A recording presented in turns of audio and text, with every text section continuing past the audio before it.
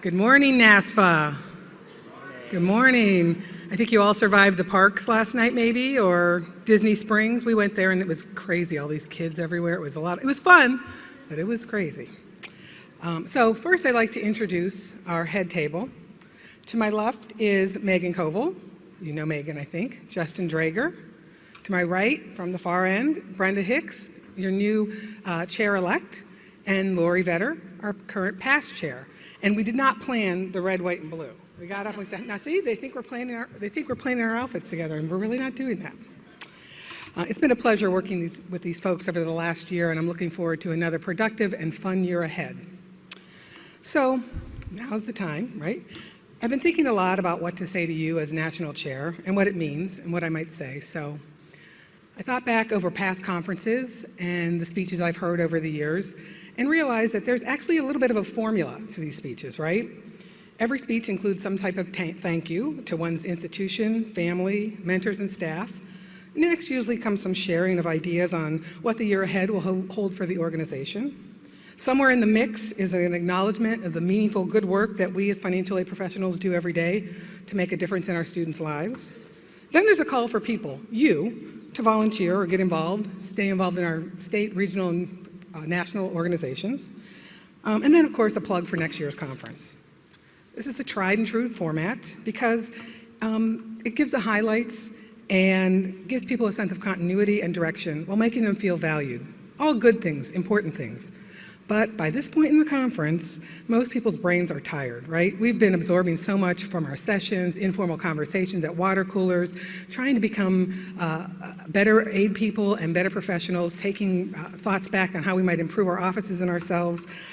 So we probably stayed up a little later than we normally do, might have indulged a little bit more. I mean, it's a conference, right? And honestly, who remembers what any new chair says a month after the conference, a week after the conference, a day after the conference, right?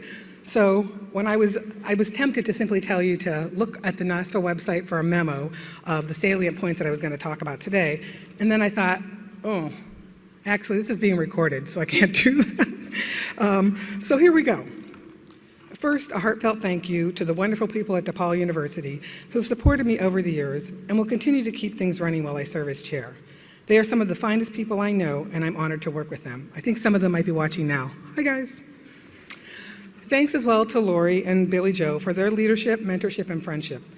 You continue to serve as positive role models for what effective chairs should be. A special shout out to my financial aid friends who've become more like family to me. You know who you are. I know I can count on you to tell me the brutal truth when I go a little off track.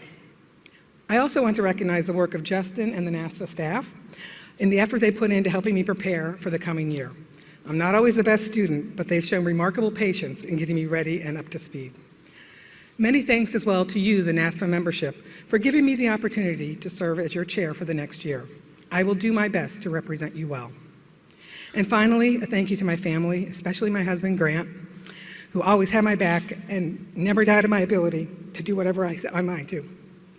Thanks, honey. Okay. Thank you. Now, what's in store for NASFA next year? Well, as we've heard throughout the conference, the Association Governance Committee will be working on a new strategic long-range plan throughout the coming year. The current plan, which began in 2017, is set to expire next summer and was the impetus for many of the new programs and initiatives put into place over the last few years. Lori and Justin have spent the past year gathering feedback from the membership through a series of listening sessions. If you haven't had an opportunity to participate in one of these sessions, not to worry, NASFA will be offering them again at the regional conferences in the coming year. I encourage you to share your honest feedback about NASFA and how we're doing at these sessions. Your input will help set the direction for our association beyond 2020. Meanwhile, along with the exciting new initiatives currently underway, like Blue Icon, the State Advocacy Initiative, and the Diversity Leadership Pipeline, we are already working on a few other projects for the coming year. One of those is to offer a new track for the Legislative and Leadership Conference focusing on compliance. Well, as a profession, we've always been very serious about following the rules.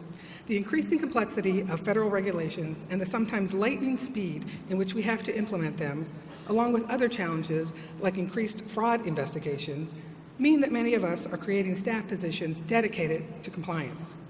We hope this track will provide a forum for those folks, as well as anyone interested in the topic. Additionally, we recognize that there is a need to focus on the succession planning within the profession as well as our offices.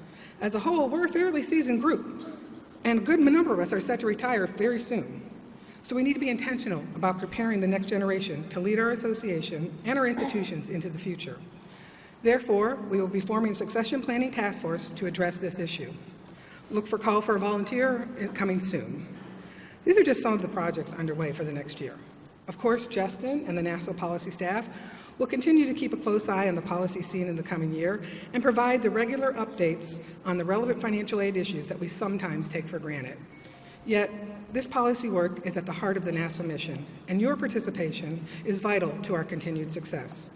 So I ask that you continue to bring forth issues and concerns from your campuses and share the impact of these policies, both good and bad, on your students. Advocacy is easier when the stories are personal. I also encourage you to work with NASFA to send a united message to our representatives on the Hill about the importance of federal financial aid programs for our students, our schools, and our nation. I hope you will consider joining us in early February for the Legislative and Leadership Conference at the Mayflower Hotel in Washington, D.C. Along with the new compliance track, we will once again be offering a strategic enrollment management track, an advanced topic track, and a refreshed association management track, which is now going to be called association leadership. You'll also have the opportunity to arrange Hill visits and make your voices heard in our nation's capital. A fun fact, as I was preparing the speech, did you know that NASFA has been offering some type of leadership conference for almost 50 years? Yep, the first one was held in May of 1971. I think that's pretty cool. Oh, and don't forget to mark your calendars for next year's annual conference in Las Vegas, Nevada, which is going to run from June 29th through July 2nd. And the motto, "What happens in Vegas stays in Vegas," will apply. I also want to remind you that while NASFA has a paid staff, it is a member organization, meaning that the board, the task force, and committee chairs are all working in the financial aid profession, or they're overseeing it. And your participation in this association, as well as at our state and regional associations, is important. Together, we strive to represent the interests of students through our daily and association work. As we heard throughout this conference, the work we do can often change the trajectory of an entire family, and that's a true privilege. But we, NASFA, also represent every financial aid counselor who keeps Kleenex in their office for students in distress, every person who works long hours and weekends to get those financial aid packages out on time, every administrator who struggles to find resources for their students, and every one of you who work tirelessly to stay on top of the many thankless tasks that are required of aid administrators today.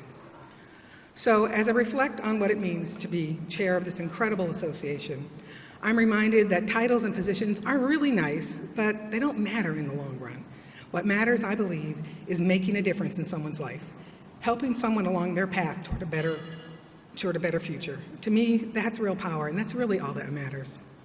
And as this week comes to a close, I'm thinking about how conferences like these bring us together and help to learn and share and remind us that even if we are the only person in our institutions who have ever read the federal handbook or used Ask Regs, we are not alone. We have the support of thousands of other people working on the same challenges we are. Collectively, we comprise a larger, stronger force that can change the world one student at a time. So I thank you for your attention, your energy, and your support, and I look forward to another great year.